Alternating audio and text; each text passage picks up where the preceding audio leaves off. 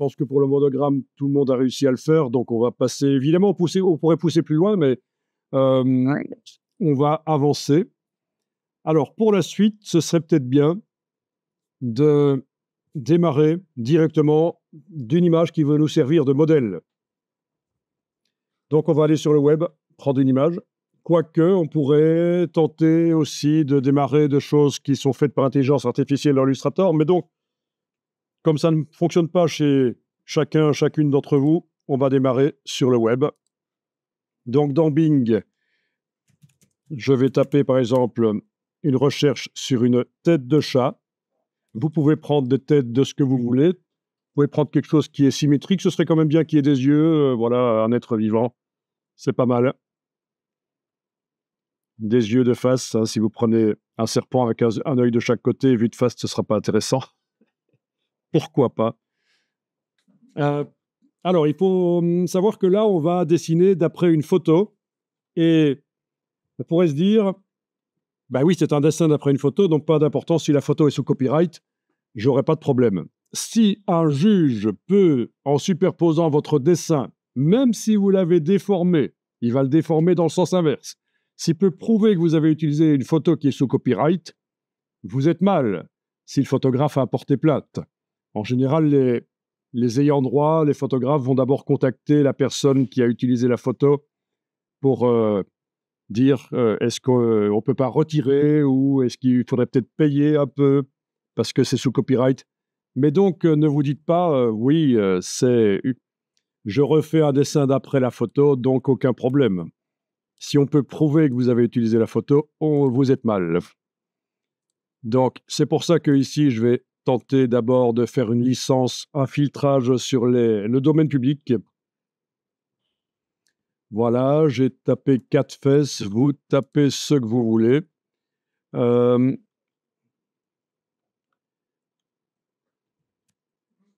Vous aviez compris quoi? 4 fesses. Ah, les fameuses fesses de bouc aussi. On connaît. Ok, donc,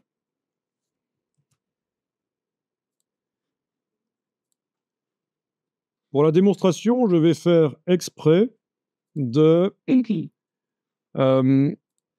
prendre un chat qui a la tête tournée. Comme ça, on va le remettre droit dans Illustrator. Bon, ça ne peut pas.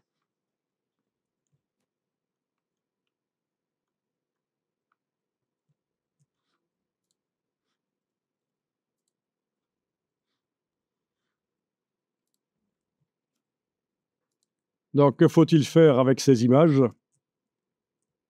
Si on les déplace vers l'icône de Illustrator, c'est une erreur.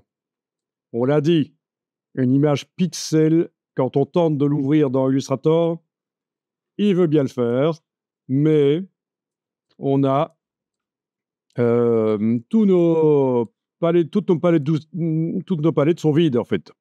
Menu, fenêtre, forme, c'est vide. Vous allez dire, vous en occupez pas parce que vous n'utilisez pas la palette des formes. Menu, mais pas encore. Qu'est-ce qu'on a d'autre? Les couleurs, donc les nuanciers, tout ça est vide. Mais oui, parce qu'il n'a pas démarré d'un document modèle. Donc c'est complètement vide. Les symboles, tout serait vide. Donc c'est pas bon. On n'ouvre pas dans Illustrator une image pixel comme ça, on l'importe. Alors ici, avant de faire ça, je vais demander ici, fenêtre, espace de travail, réinitialiser les indispensables, parce que j'ai toutes mes palettes d'outils que j'ai sorties qui sont difficiles à fermer d'un coup. Voilà, je remets la palette des outils en 2 colonnes, je la remets en mode avancé, je fais Shift-Tab pour me débarrasser des palettes de droite, voilà, c'est fait. Donc je vais créer un nouveau document dans lequel je vais importer l'image. Donc ce nouveau document a tout ce qu'il faut. Si je vais voir dans le nuancier, il y a toutes les couleurs. Dans la palette des formes, il y a toutes les formes, enfin toutes les formes qui sont prévues dans ce document. Les symboles, on les a là, mais ils ne m'intéressent pas, je les ferme. Voilà, et alors on va faire fichier, importer, et aller chercher une image. OK.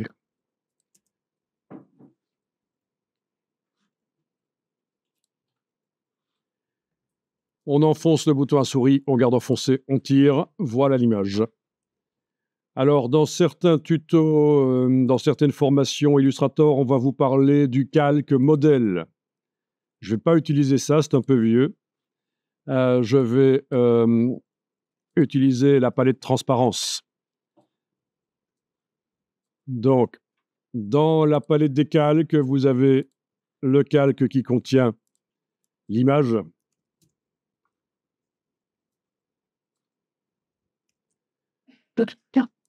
Je vais double-cliquer sur lui et l'appeler modèle, mais c'est juste pour la démonstration, c'est pas obligatoire.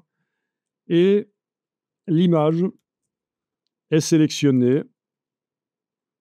Ah tiens, attendez un peu.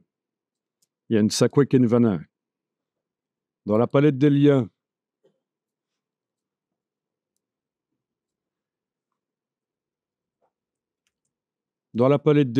vous, est-ce que vous avez des diagonales qui apparaissent sur l'image? Oui. Dans la palette des liens, vous avez certainement une petite chaîne qui apparaît à côté du nom. Quand vous agrandissez assez la palette des liens, oui. Bien. Donc moi, en fait, je l'ai importé en tant qu'image incorporée au document Illustrator. C'est une des deux manières d'apporter des images dans Illustrator. Soit c'est une ressource externe et il faut absolument qu'elle accompagne toujours le fichier Illustrator, sinon le fichier Illustrator ne fonctionne pas. Soit on l'incorpore dans le document Illustrator. Le problème de l'incorporer, c'est que ça alourdit le fichier Illustrator. Mais les deux sont faisables. Donc, ce qu'on va faire ici, ce que je vais faire ici, moi, c'est que je vais supprimer l'image, la réimporter en ayant la case liée cochée. Voilà. Oui, j'aurais pu aussi aller dans la palette lien et demander rééditer le lien et ça en aurait fait une image liée. Mais voilà. Alors, l'image est sélectionnée par la palette transparence. Je vais pouvoir aller modifier son opacité pour la rendre un peu fade parce qu'elle va juste me servir pour dessiner par-dessus.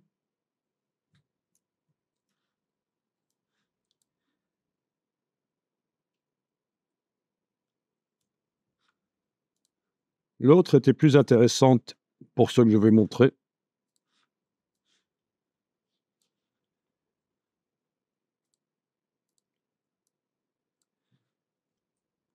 Alors, est-ce que la tête est bien droite ou pas? Vous allez pouvoir tracer un repère et tourner éventuellement l'image sur elle-même pour que la symétrie soit bonne. Finalement, je me demande si celle d'avant n'était pas... Ah, si, celle-là est bien. Oui. Alors, est-ce que vous voyez les règles sur le côté? Sinon, il faut demander affichage règles. Afficher les règles. Le raccourci, c'est CTRL-R, commande R sur le Mac, CTRL-R sur le PC. Vous allez positionner le pointeur sur la règle verticale. Attention, il y en a qui ont tendance à le mettre ici sur le bord. Et ça ne fonctionne pas. C'est bien sur la règle. Vous enfoncez le bouton, vous gardez enfoncé, vous tirez. Et voilà, on a un repère. Le repère peut être déplacé en principe. Sauf peut-être si dans affichage repère, ceci est coché. Mais ce n'est pas coché chez moi, donc je peux le déplacer. Voilà, je vais le mettre à peu près au milieu. À peu près. Il serait possible de le mettre parfaitement au milieu avec les fonctions d'alignement par rapport à la page, mais ça n'a pas d'importance. Le repère, je vais le verrouiller manuellement. Celui-là, juste celui-là. J'ouvre le calque et je verrouille le repère. Voilà. Et là, je modifie la position de l'image et je vais même activer l'outil de transformation pour voir si je peux tourner de manière à ce que, à peu près, le repère passe par l'axe de symétrie du visage de cette bestiole immonde. Voilà. Voilà. Peut-être que chez vous, il n'y a pas nécessité. Mais ici, j'avais choisi expressément cette image-là, finalement, je m'en souviens, pour montrer qu'on pouvait tourner. Bon, quand c'est fait, vous pouvez verrouiller le calque. On va travailler sur un autre qu'on crée en cliquant sur le signe plus. Vous allez enregistrer le fichier. Donc, je vais l'appeler symétrie-01 et le mettre dans un dossier que j'ai appelé symétrie. C'est comme ça que moi, je vais faire.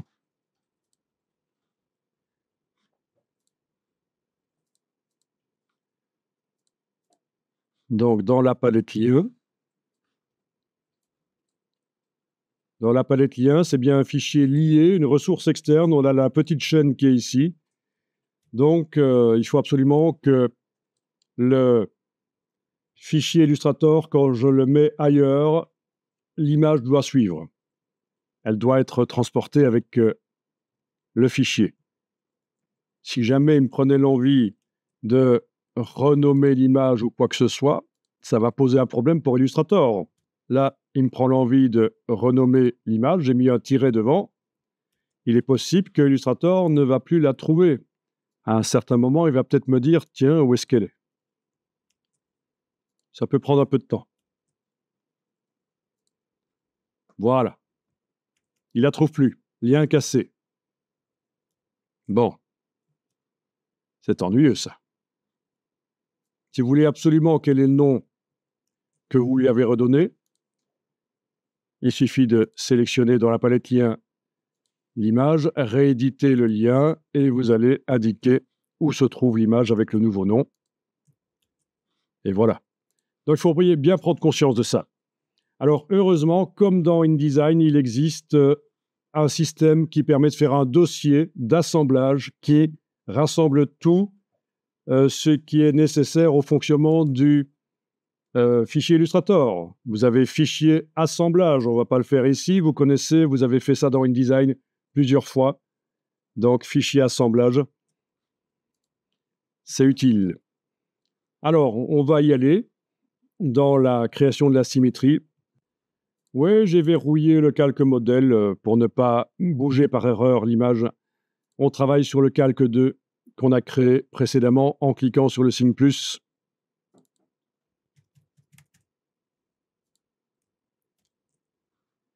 Il y a 3 méthodes pour symétriser. Il y a la pire, il y a l'ancienne, il y a la nouvelle qui est la meilleure. La pire méthode pour symétriser, ben vous allez tester. Comme ça, vous voyez que ça existe et on s'en sert quand même encore de temps en temps. Alors moi, je vous conseille de faire ça au crayon éventuellement. Donc, le crayon, voilà. Et donc, je vais dessiner l'œil, par exemple, ici. Voilà. Je n'ai pas fermé la forme, c'est pas grave. CTRL-J, c'est fermé. Quand on double-clique sur le crayon, on a la précision qui est réglable. Si on veut que ce soit hyper précis ce qu'on dessine, on va mettre là, mais ça fera plein de points et tout tremblement dans la main va être reporté. Si on veut que ça lisse beaucoup plus, on va mettre complètement à droite. Là, c'était au milieu. Qu'est-ce qui se passe si j'avais dessiné, et là je vais supprimer, si j'avais dessiné en étant en hyper précis? Voilà, ça fait plein de points. Chaque mouvement de ma main a été pris en compte. C'est pas l'idéal. J'annule. Je double-clique sur le crayon. Qu'est-ce qui se passe si je mets au maximum à droite?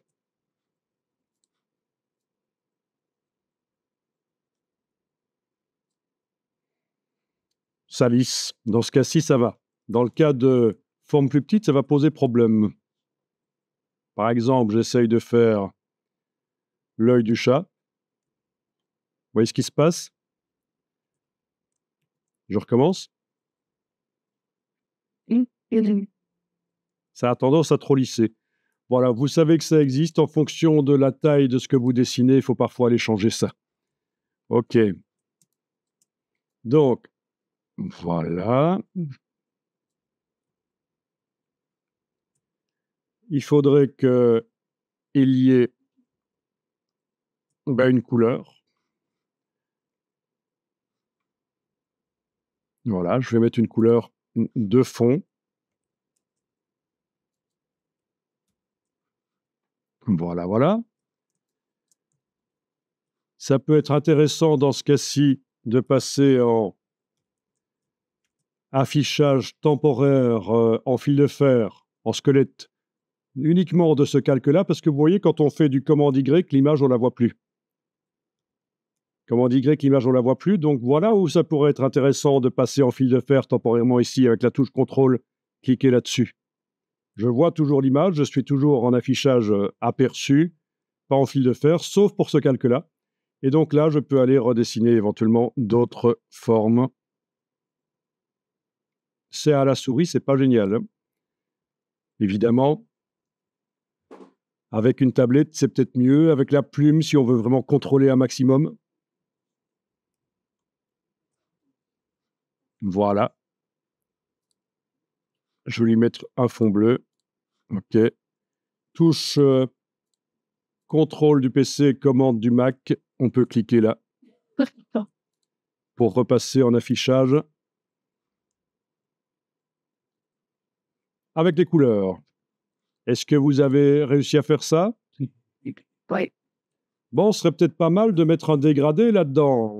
Est-ce qu'on a déjà touché au dégradé dans Illustrator? Il me semble pas, hein. Voilà. Donc, on va éventuellement mettre un dégradé. Vous avez un œil qui pourrait bénéficier d'avoir un dégradé. Donc, vous allez, avec l'outil dégradé, activer. Puis, vous allez pouvoir tracer un dégradé dedans. Attendez, on va plutôt l'appliquer par le nuancier. Menu fenêtre, nuancier. On va aller chercher les dégradés qui existent déjà, ce sera mieux. Menu fenêtre, nuancier. Vous avez le nuancier. En bas à gauche, vous avez les bibliothèques. Quand vous cliquez sur l'icône qui ressemble à des fardes, là, vous avez la bibliothèque. Vous avez dans la liste dégradé. Vous pouvez entrer dans le premier, là, dégradé bois. Voilà. Vous voyez la palette des dégradés de bois qui vient d'apparaître. Les vignettes, on peut les demander plus grandes dans le menu. Affichage par grande vignette. Voilà. Et les palettes suivantes de dégradés qu'on avait aperçues dans le menu, on peut y accéder directement par les petites flèches là. Vous voyagez dans le menu en fait. Voilà. À un certain moment, vous allez voir un dégradé qui vous plaît, vous l'appliquez. Chaque fois que vous choisissez un dégradé dans cette palette qui est non modifiable, le dégradé est ajouté au nuancier du document, même si vous ne l'utilisez pas finalement.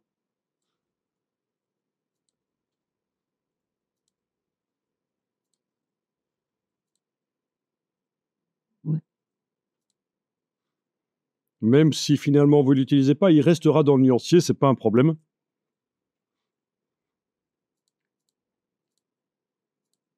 Ça va, tout fonctionne? Bien.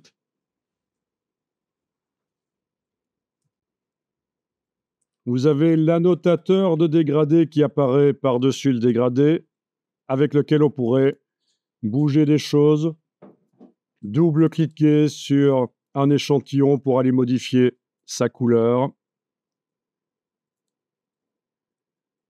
Mais il peut souvent être un peu dans le chemin, donc je vais demander affichage, masquer l'annotateur de dégradé.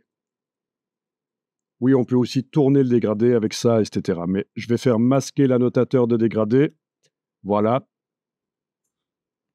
Et en fait, le dégradé, vous allez l'avoir dans la palette dégradé. Vous allez dans le menu fenêtre, chercher dégradé de couleur. Voilà la palette dégradée. Où vous retrouvez la même chose que ce qu'on avait sur l'annotateur. Maintenant, l'annotateur, ça peut être bien. Moi, j'ai montré qu'on peut le masquer et qu'on peut travailler avec la palette qui s'agrandit par sa case en bas à droite. Vous voyez, on peut agrandir, c'est comme dans Photoshop. Elle peut s'agrandir.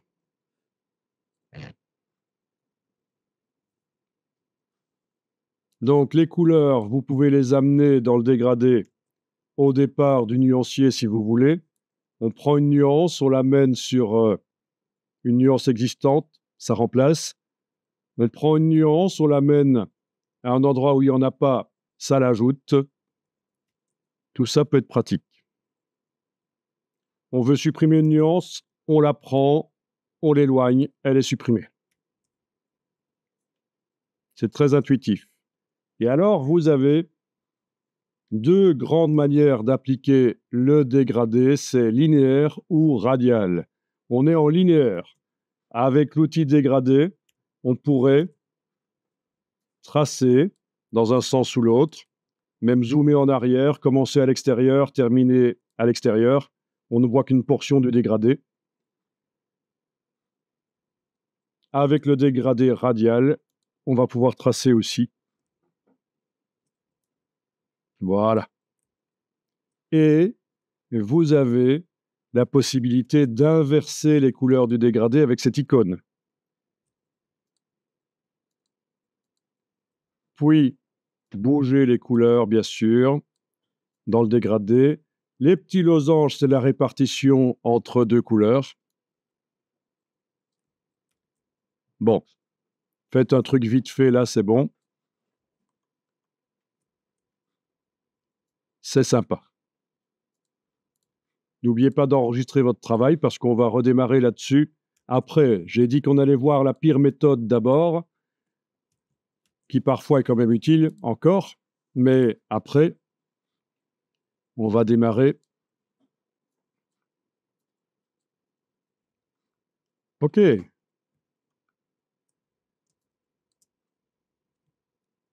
ressemble à Terminator. C'est Charminator. Donc, pour les dégradés, vous avez vu comment vous pourriez en faire un vous-même. C'est-à-dire, vous pouvez démarrer d'un dégradé existant, puis aller modifier. La troisième icône, n'essayez pas, c'est un nouveau type de dégradé qui est intéressant, mais pas dans ce cas-ci. Parce qu'on veut faire un dégradé radial pour l'œil, donc ici, c'est pas génial. OK.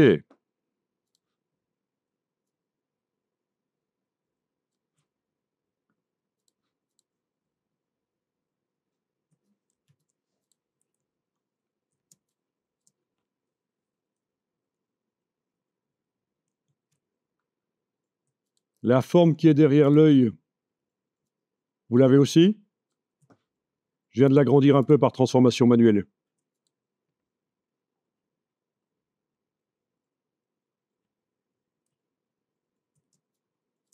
Voilà ce qui peut être fait avec ce genre de forme.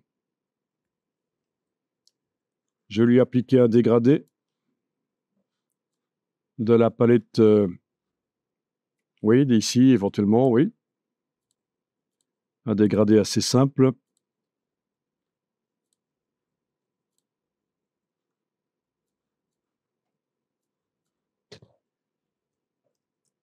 Ici, je vais jeter des échantillons pour ne garder que les deux extrêmes.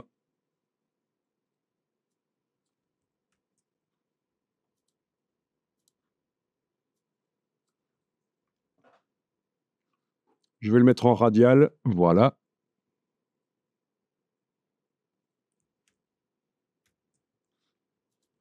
Et alors, ce qu'on n'a pas vu quand même pour le dégradé, je reviens un peu en arrière, avant qu'on fasse la symétrie, c'est la possibilité de faire en sorte que un des échantillons couleurs du dégradé soit en transparence.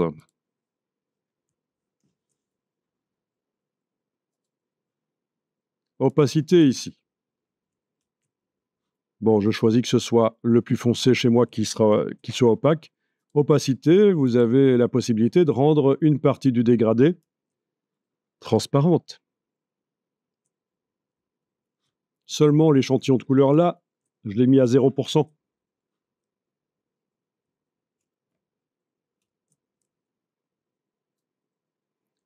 OK. Avec la touche Alt, je déplace l'autre échantillon et je peux le rapprocher comme ça. J'augmente quand même la zone qui est opaque. Vous voyez? Plutôt que d'avoir une grande transition de transparence avec la... Je sais que celle-là, elle est à 100%. Avec la touche Alt, je le déplace, ça fait une copie. Et voilà. Et on voit en temps réel derrière ce que ça donne. Et l'outil dégradé permet de redessiner. Voilà.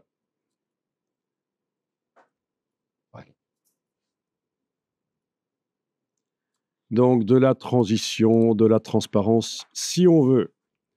Ici, c'est vite fait.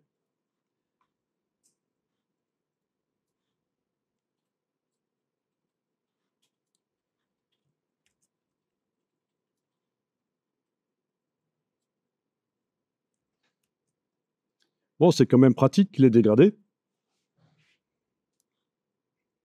Même si c'est un peu has-been, on évite un peu quand même.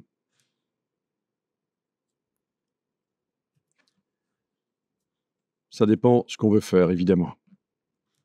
OK.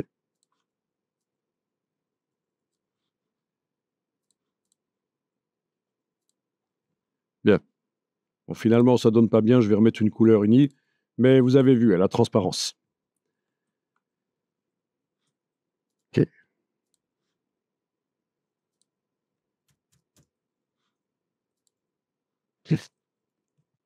Alors, la symétrie la plus basique, vous sélectionnez tout ça et on va demander objet, transformation, miroir. Objet, transformation, miroir. On va cliquer sur copier et pas sur OK parce que je voudrais avoir un autre œil symétrisé. Oui, ça s'est mis directement avec le bon axe vertical. Donc, je clique sur copier, je déplace et voilà, on a la symétrie.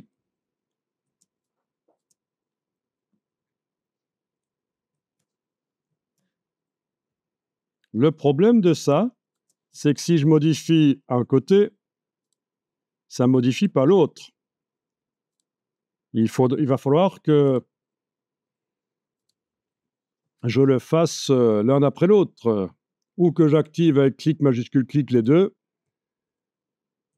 Mais voilà, c'est complètement indépendant.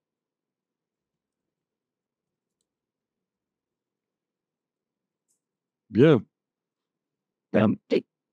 L'intérêt, c'est que je pourrais peut-être faire un chat qui louche. Ah ben voilà, ça marche. Ça, c'est bien. Mais donc, c'est l'ancienne méthode. Le problème, c'est que quand vous dessinez en symétrie, ben, c'est quand même bien de voir en permanence les deux côtés.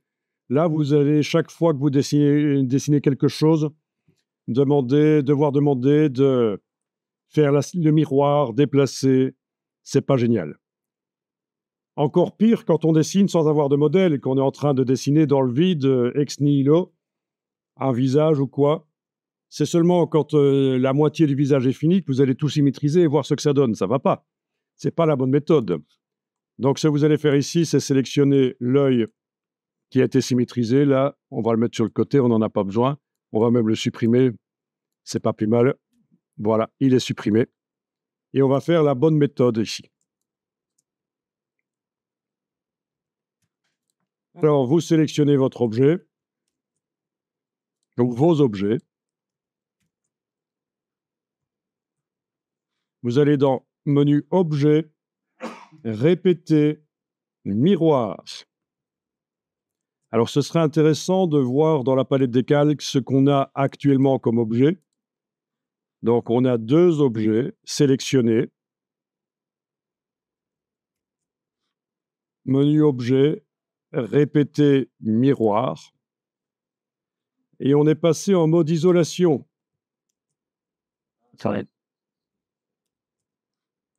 Et avec ceci, vous allez pouvoir déplacer l'axe de symétrie. Voilà, ben on avait déjà mis le... le repère vertical, voilà. Et donc, la différence avec ça, c'est que quand on va dessiner quelque chose, ça va se répercuter directement sur l'autre côté. Donc, si les yeux ne sont pas au même niveau, d'abord, il faut se poser la question, est-ce que c'est vraiment grave? Est-ce qu'ils sont vraiment... parce qu'on n'arrivera jamais à avoir le positionnement ici exactement sur l'œil. Ce qui nous intéresse, c'est surtout la partie gauche du modèle ici. Donc, il ne faut pas essayer que ça tombe pile poil de l'autre côté, parce qu'il n'y a aucun visage qui est parfaitement symétrique. Ensuite, si le visage est penché, il aurait fallu le tourner avant. C'est ce que j'ai montré. Mais il y a encore possibilité de tourner l'axe de symétrie ici, mais franchement, c'est pas plus mal. Continue comme ça. Je pense que ça devrait aller. Ne t'occupe pas trop de savoir si ça tombe juste de l'autre côté. D'ailleurs, je vais dessiner l'oreille l'oreille qui est là à gauche, l'oreille droite du chat, l'oreille qui est à gauche, là, je vais la dessiner. Et on va tout de suite voir que ça tombe pas juste par rapport à l'autre, qui n'a d'ailleurs pas la bonne forme. Mais c'est pas grave. Donc, j'y vais au crayon. Ah oui, il est possible que l'image se soit affadie un peu plus que ce que vous l'aviez réglé. Parce que je pense que quand on va dans l'édition de la symétrie miroir, ça affadit un peu l'image derrière. Ok, je dessine l'oreille. Voilà, je vais faire comme ça. Je lui donne une couleur. Et voilà. Et ça ne tombe pas juste par rapport à l'autre, mais personne ne s'en occupe. Ce n'est pas grave.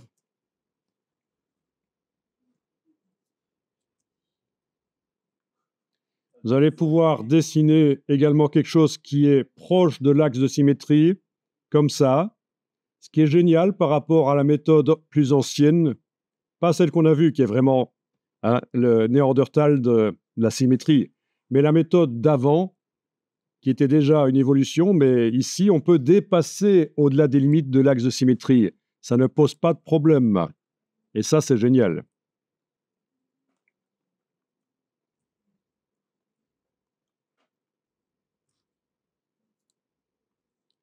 Voilà.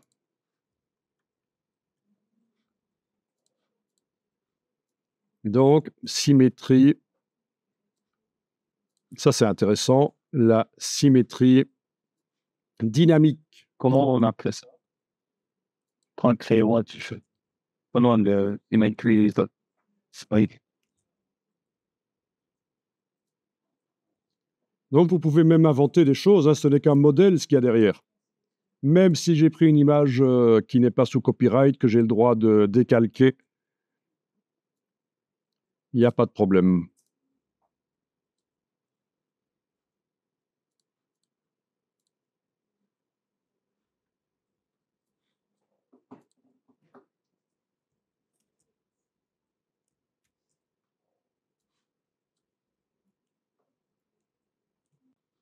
Alors, dès que vous allez enregistrer, ça va sortir de l'édition de la symétrie. Ce sera comme si vous aviez cliqué sur la flèche plusieurs fois pour sortir du mode isolation. Donc, je vais le faire ici, je vais enregistrer l'image. Et le problème, c'est que ça va me sortir du mode isolation. Voilà, il n'y a plus le fil d'Ariane. Et alors, le piège, c'est de se dire, mais je veux pouvoir continuer à modifier ma symétrie, donc je vais sélectionner ça, voilà, je vais sélectionner ça. Regardez bien, parce que ça, c'est le piège. Actuellement, on a une répétition miroir, un objet répétition miroir. Si je me trompe et que je me dis, je veux aller remodifier le miroir, je ne sais pas trop comment on fait, mais je vais sélectionner ça et je vais aller dans Objet, répéter, miroir. En fait, voilà, et on a donc 2 répétitions miroirs, c'est foireux, enfin on a un groupe, c'est complètement foireux. Je sors de là avec l'axe de symétrie, avec le fil d'Ariane, la petite flèche, j'annule, voilà. Un objet répétition miroir. C'est pour ça que quand on fait ça, il faut enregistrer régulièrement sous un nom différent, parce qu'il suffit de peu de choses parfois utiliser un outil sur l'objet qui est en miroir, là, sans être dans l'édition, mais en étant à l'extérieur, là, sans être en mode isolation. On utilise un outil et puis ça casse tout. Donc, moi, je vous conseille d'enregistrer quand même de temps en temps, quand même régulièrement, sous un nom différent, parce que vous allez vous retrouver avec un groupe, avec dans le groupe deux répétitions miroirs, mais qui n'en sont pas vraiment. Vous allez certainement voir ça, c'est foireux. Qu'est-ce que je pourrais utiliser pour montrer ça? Je me souviens plus trop, mais ça arrive. Tant mieux, quand même. C'est de rentrer dans... Ah non, une fois que c'est fini, on ne sait plus rentrer dedans. Mais je rigole, évidemment. Eh bien, si dans les préférences générales, vous n'avez pas décoché l'option « Cliquer 2 fois pour isoler », il suffit de double-cliquer et on est dedans. Voilà. Et on peut à nouveau modifier. Je clique à côté, je vais modifier, voilà. Je sors parce qu'il y a quelque chose qui m'ennuie, c'est que l'image s'affadit quand je rentre dedans. Donc, je vais aller remonter l'opacité de l'image par la palette transparence.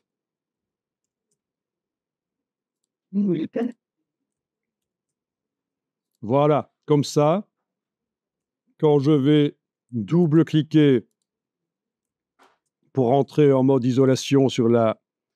Je vois quand même encore la forme du visage.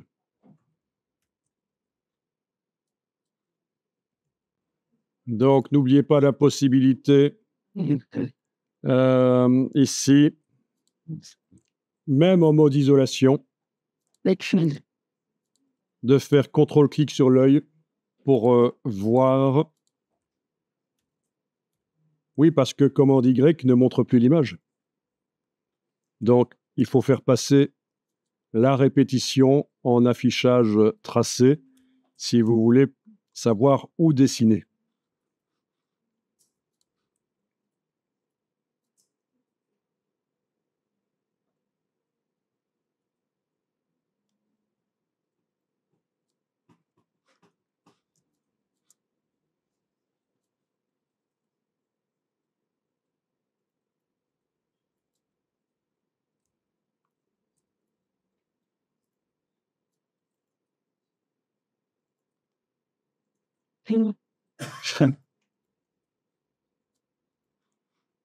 Après, c'est du dessin, c'est vous qui voyez comment vous faites le dessin.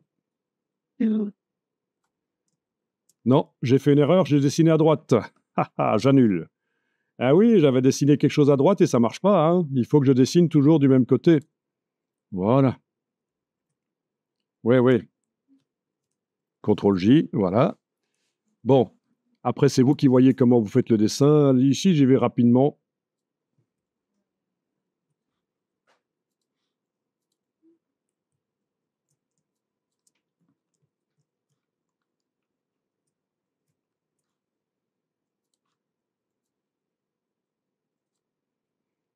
Ce qui est bien, c'est que en dessin, le côté naïf, le côté brut peut être intéressant. Les gens sont vraiment très tolérants et très accueillants par rapport à tout type de style, en fait. Il y a juste quelques petites choses qu'ils ont marre de voir, c'est les images de synthèse régulièrement, ils en ont marre de les voir, des choses trop réalistes.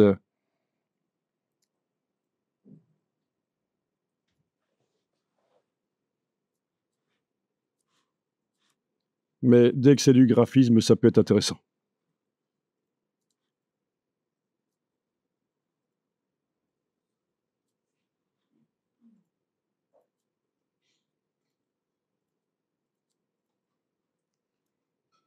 OK.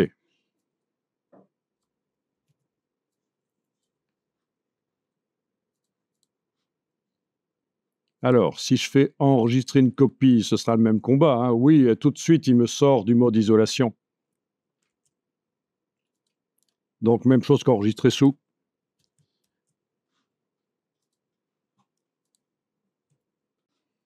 Dès qu'on fait quelque chose en symétrie, c'est tout de suite agréable à l'œil. Alors, pour entrer en mode isolation, il y a l'autre méthode.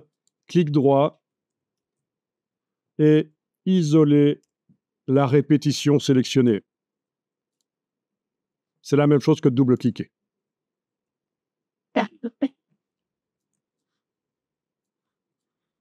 Alors ici, j'ai fait plein de dessins qui n'ont pas de couleur. Je vais peut-être les activer. Clic, Shift-clic. Les derniers que j'ai faits, ils sont sur le dessus. Voilà.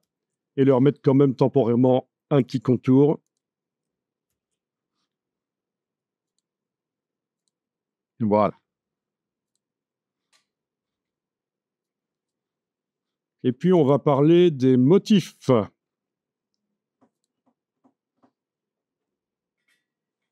Donc, il y a clairement des formes ici, et peut-être chez vous aussi, c'est très bien, que vous ne saurez pas remplir de couleurs. Celle-ci, par exemple, si je la remplis de couleurs, ou de dégradés, peu importe, ou même d'un motif, on va en parler, ben, ça ne va pas aller. Vous voyez ce que ça fait? Elle n'est pas fermée, la forme. J'annule. Celle du dessus, elle n'est pas fermée non plus, ça fait ça. Zarbi. Ah, on fait comment? Eh bien, on va tester ça.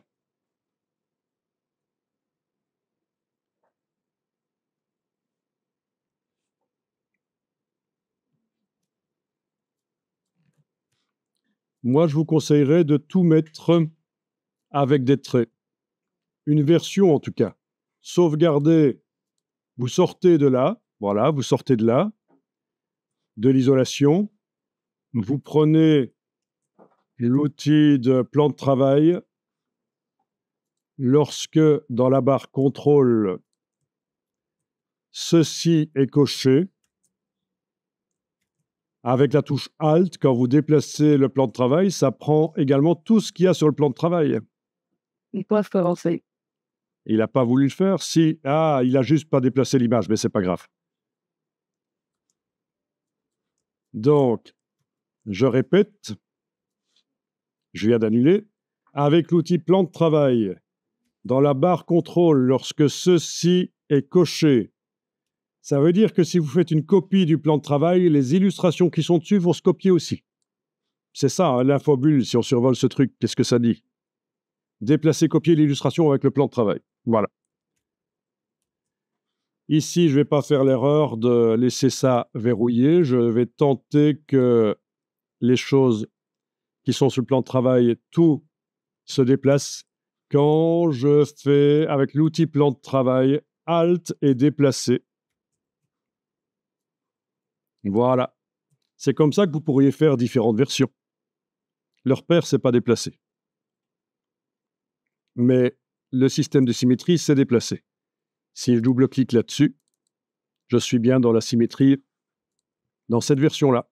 Voilà, par exemple, je vais mettre du bleu à la place de... Voilà, et j'ai donc deux versions du chat. Voilà.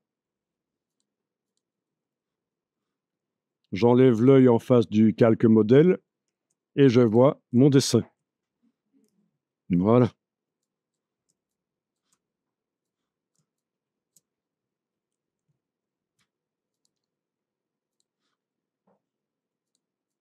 Donc pratique, même dans un autre contexte, hein, la duplication d'un plan de travail avec ce qu'il contient,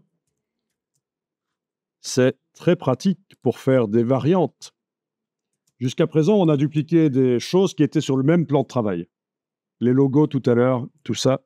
Mais ici, c'est vraiment carrément dupliquer le plan de travail avec ce qu'il contient.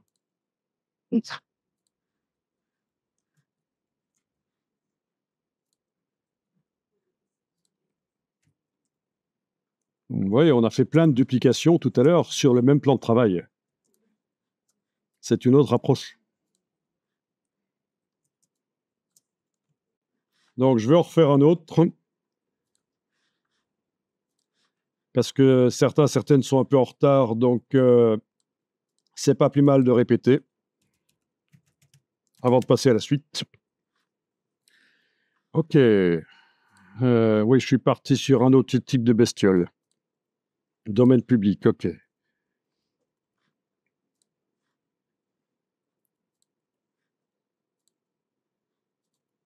Ok. And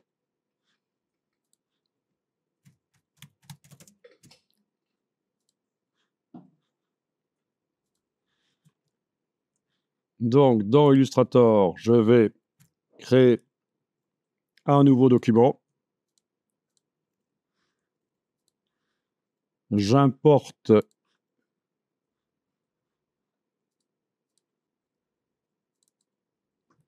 l'image que je viens d'aller chercher en tant que modèle en version liée, c'est pas plus mal. Voilà, je la trace. Dans le menu de fenêtre, je vais jusqu'à la palette de transparence, je vais la rendre transparente, mais pas trop quand même, parce que je sais que quand je serai en dessin de symétrie, ça va avoir tendance à nouveau à affadir un peu. Voilà.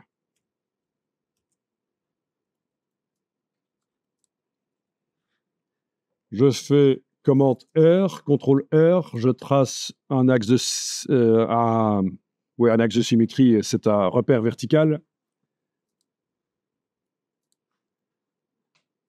Je peux le verrouiller pour être certain de ne pas le bouger par erreur, et je travaille sur le fichier lié. Et dans mon cas, j'ai fait exprès pour la démonstration de prendre un loup qui penche la tête, donc avec l'outil transformation, je vais tourner et repositionner pour avoir à peu près la symétrie. Voilà. Tiens, techniquement, il est possible de recadrer des images dans Illustrator. Moi, je conseille plutôt de les préparer dans Photoshop, mais techniquement, il y a un outil de recadrage dans Illustrator. Objet, recadrer l'image.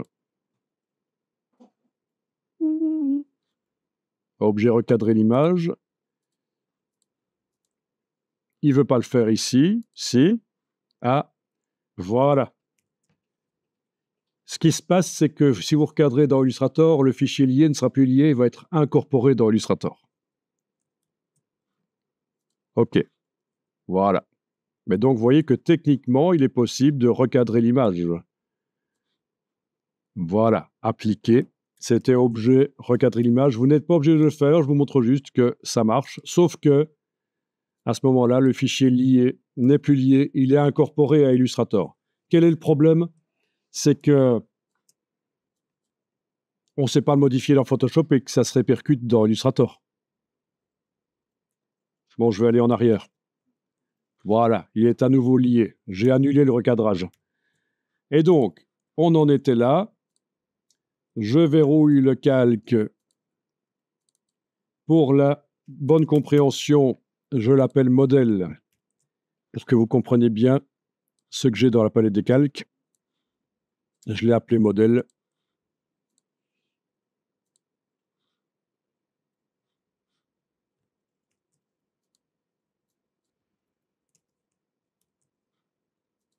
Hop.